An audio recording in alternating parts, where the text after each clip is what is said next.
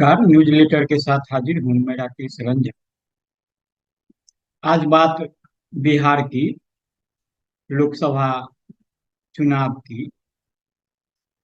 लालू प्रसाद पूरी तरह इस कोशिश में है कि बिहार में एनडीए को मजबूती से पटखनी दी जाए। उनके पुत्र और बिहार के पूर्व उप मुख्यमंत्री तेजस्वी यादव भी जमकर पसीना बहा रहे हैं। लेकिन लालू जी को एक के बाद एक जो झटका लग रहा है, उससे नहीं दिख रहा कि उनकी जो मेहनत है वो खास रंग दिखा पाएगी। आज ही पार्टी के यानी राजद के पुराने नेता अशफाक करीम ने पार्टी छोड़ दिया। अशफाक करीम ने जो लालू प्रसाद को इस्तीफा का पत्र भेजा है, उसमें कहा गया है कि वे राष्ट्रीय जनता दल से सामाजिक न्याय को ताकत देने के लिए जुड़े थे। आप जातीय हित गणना करने का वादा करते थे और जिसकी जितनी हिस्सेदारी उतनी उसकी भागीदारी की बात भी कहते थे। आपने मुसलमानों की हकमारी की है, उन्हें आबादी के अनुरूप तो दूर, सम्मानजनक हिस्सेदारी भी नहीं दी। ऐसी हालत में राजद के साथ राजनीति करना मेरे लिए असंभव है। अशफाक करीम कटिहार से लोकसभा चुनाव लड़ते रहे हैं। इस बार भी उनकी दावेदारी थी, लेकिन लालू प्रसाद ने कटिहार सीट कांग्रेस के लिए छोड़ दी, जहां से पूर्व सांसद तारिक अनवर उम्मीदवार हैं। कयास लगाए जा रहे थे कि अशफाक करीम नाराज हैं और कुछ न कुछ खास कदम उठाएंगे। हालांकि वे इस बात को नकार रहे थे, लेकिन आज हकीकत सामने है और उन्होंने राजद से नाता तोड़ लिया है। उधर अररिया में मोहम्मद तस्लीम, पूर्व केंद्रीय मंत्री के छोटे बेटे शाहनवाज को राजद ने उम्मीदवार बनाया, उन्हें पार्टी का सिंबल थमाया। तो उनके बड़े बेटे सरफराज आलम का धैर्य जवाब दे गया। सरफराज अररिया से दावेदार थे। टिकट कटने पर वे सार्वजनिक रूप से रोने लगे। तो उस बैठक में समर्थकों ने उनके आंसू,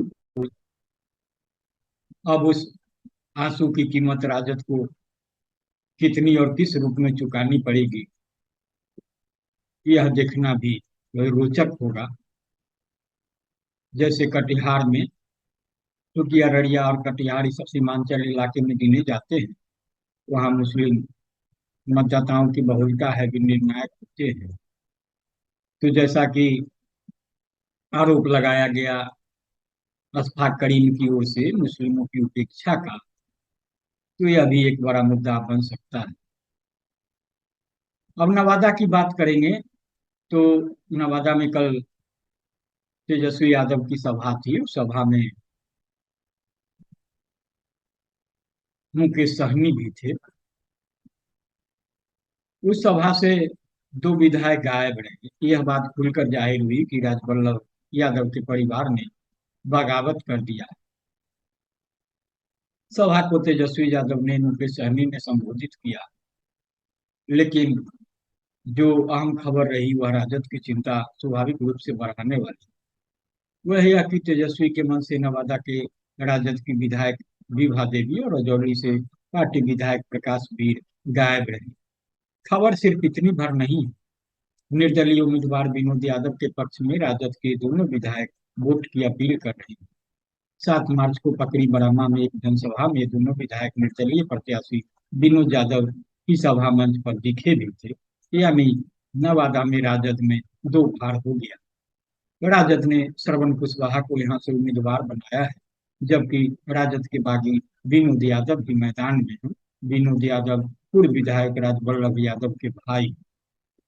विधान परिषद के स्थानीय निकाय चुनाव में भी राजद ने श्रवण कुशवाहा पर दांव खेला था, लेकिन मात मिली थी।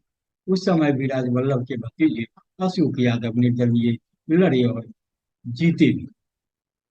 तो ये जो तमाम खबरें हैं, यह लालू प्रसाद के लिए, राजद के लिए शकुनदाय हरगिज नहीं है, और राजद के सहयोगी दलों को भी इससे चिंता स्वाभाविक रूप से होगी। सिवान में भी उम्मीदवार तय करने में लालू प्रसाद को परेशानी हो रही है। वहाँ मोहम्मद शहाबुद्दीन राजद के मजबूत लड़ाके रहे हैं। शहाबुद्दीन अब इस दुनिया में नहीं रहे, तो उनकी पत्नी ने राजनीति में कदम रखा। वह राजद टिकट से दावेदार थी सिवान से, लेकिन जब राजद की ओर से उनकी दावेदारी को गंभीरता से नहीं लिया गया, तो थक हार कर उन्होंने साफ कह दिया कि अब उन्हें राजद का टिकट नहीं चाहिए और निर्दलीय चुनाव लड़ेंगे। तो वहां भी स्थिति थोड़ी असहज दिख रही है। तो तेजस्वी की मेहनत के बावजूद जो लालू प्रसाद को, राजद को झटका दर झटका लग रहा है, उससे लालू प्रसाद तेजस्वी यादव किस तरीके से निपटते हैं, यह देखना भी शेष होगा। तो आप इसे सुने और सुने और अपनी प्रतिक्रिया से जरूर अवगत कराएं। नमस्कार।